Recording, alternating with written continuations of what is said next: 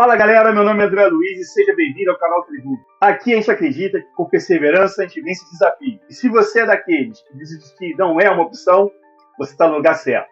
Esse canal foi criado especialmente para compartilhar conhecimento. E se você já está preparado aí, sem mais delongas, vem com a gente, toca a vinheta.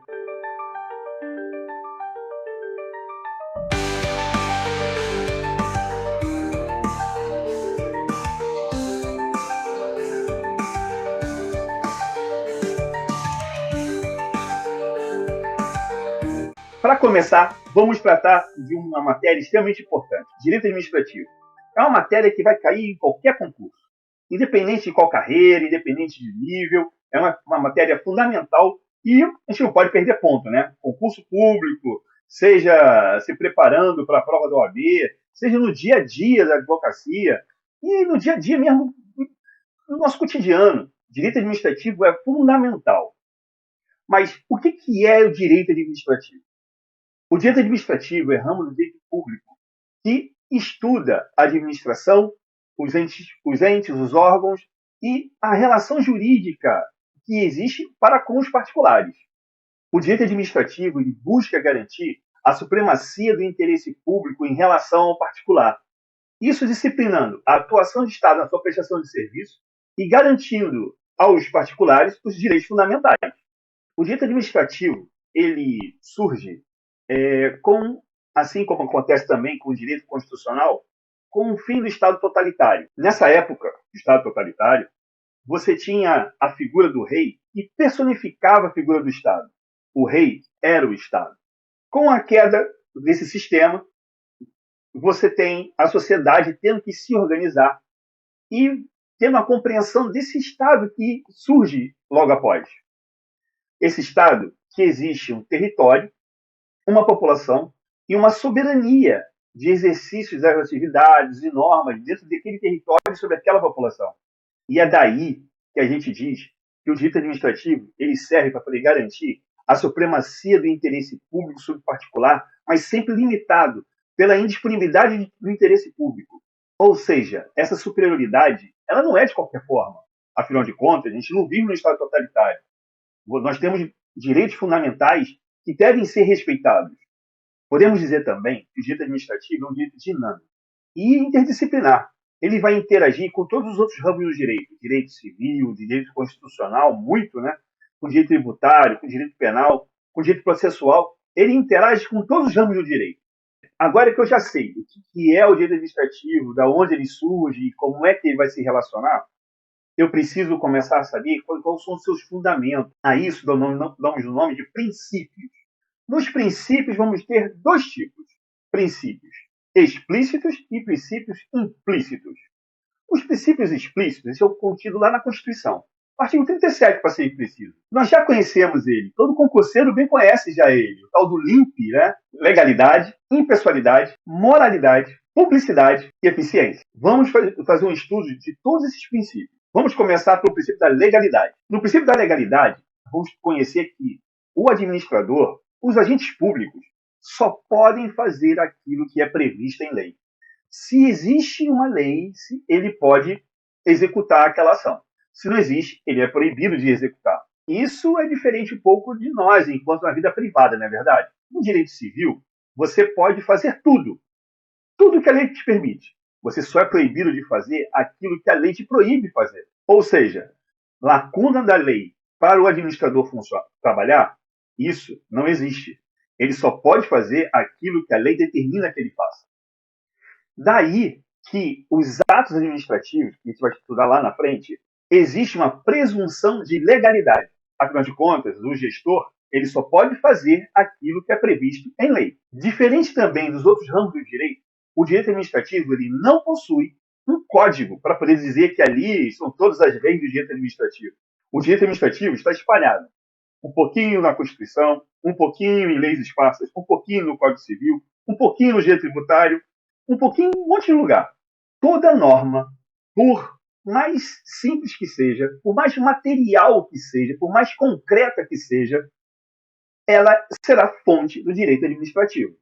Resolvida a questão da legalidade, agora vamos partir para o segundo, o princípio da impessoalidade. Inicialmente, a gente já tem ideia, né, de todos são iguais perante a lei. E por conta disso, o princípio da impessoalidade, ele está ali para poder garantir que não existe favorecimento pessoal. Todos vão ser tratados da mesma forma. E mais, também coíbe o gestor de, ao executar uma sua atuação pública, ele, enquanto servidor público, ele ser enaltecido pelaquela atuação.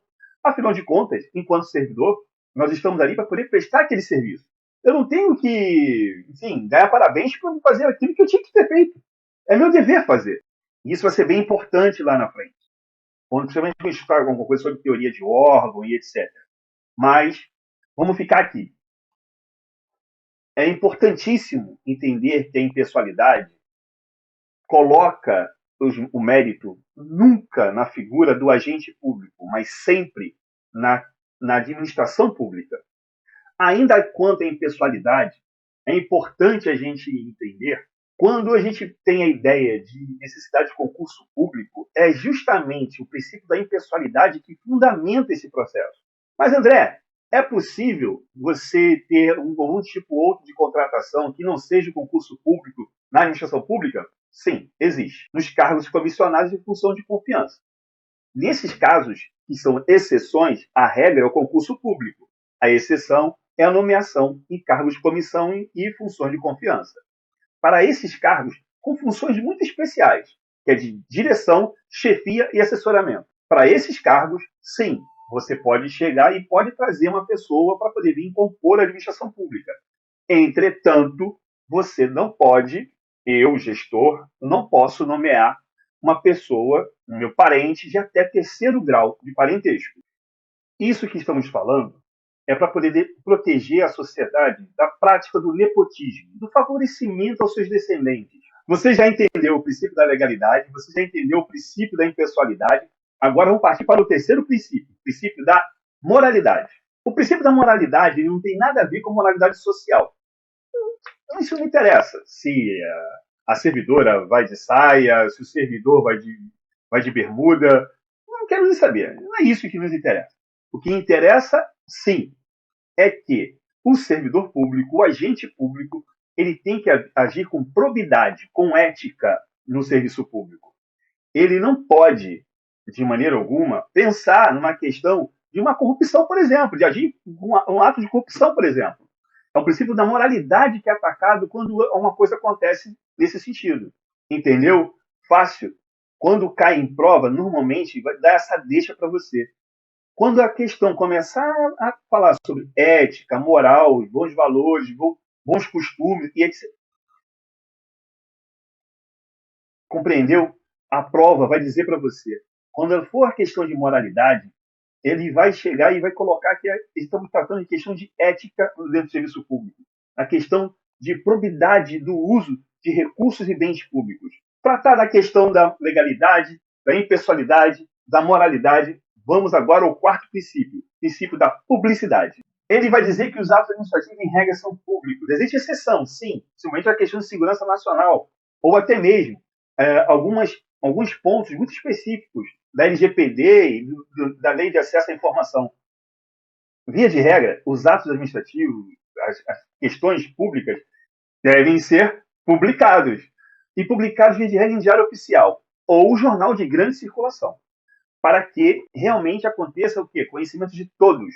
Necessidade sempre de transparência no serviço público. O portal de transparência é um exemplo disso. Foi declarado constitucional quando foi questionado um ponto de a exposição do salário dos servidores públicos. Todos os agentes públicos têm seus salários noticiados nesse portal. Depois de tratar do princípio da legalidade, da impessoalidade, da moralidade, vamos agora ao quarto princípio, o princípio da publicidade. No princípio da publicidade, ele vai dizer que os atos administrativos, via de regra, são públicos. E quando eu digo público, é que é acesso a todos.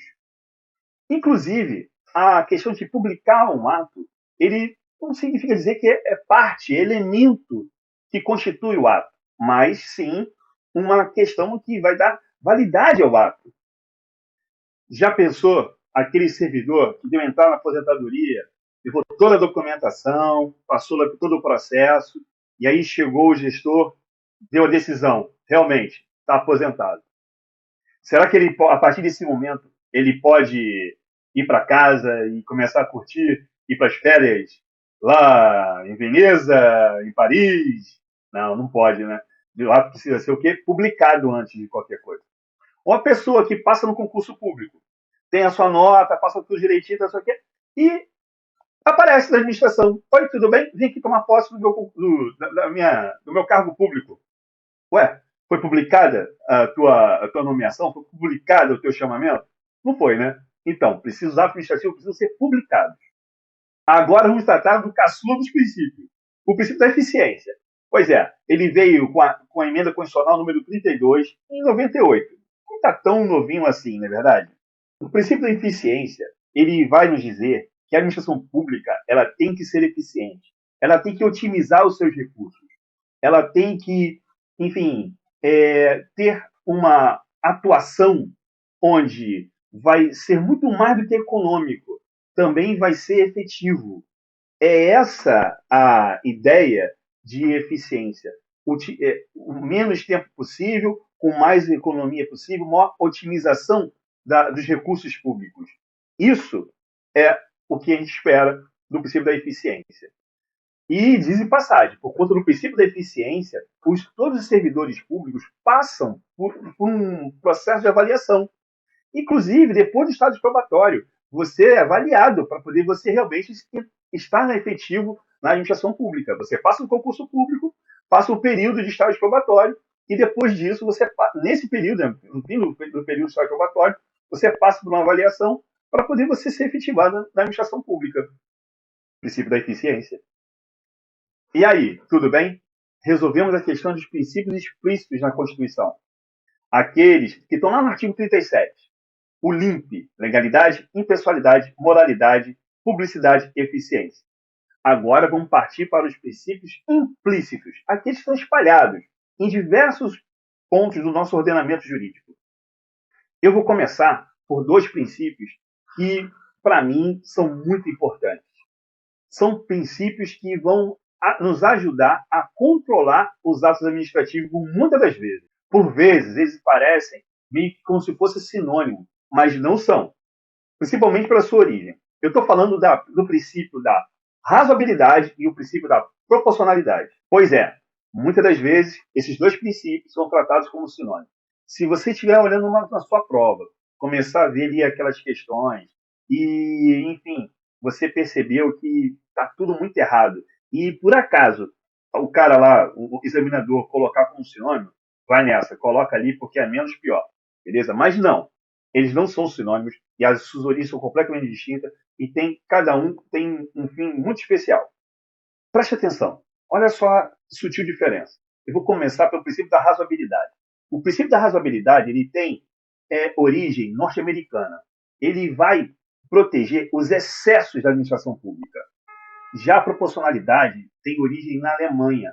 Ele tem o objetivo de garantir os direitos fundamentais e afastar as restrições de um Estado que é, por muitas das vezes, intervencionista. Como percebendo, os princípios da razoabilidade, da proporcionalidade, pode até parecer que são iguais, mas são completamente diferentes, não é verdade? O terceiro princípio que eu vou tratar aqui, a gente já andou conversando, só que agora eu vou fazer mais específico, tá bem? O princípio da supremacia do interesse público sobre o particular. Esse princípio ele tem como finalidade garantir que o Estado, que a vontade do Estado vai se sobrepor à vontade do particular. Afinal de contas, quando o Estado age, ele age para garantir o interesse coletivo e não o interesse de uma pessoa. Lembra o princípio lá da impessoalidade? E é por isso que você tem, por exemplo, a questão da desapropriação. É em cima disso que é fundamentado.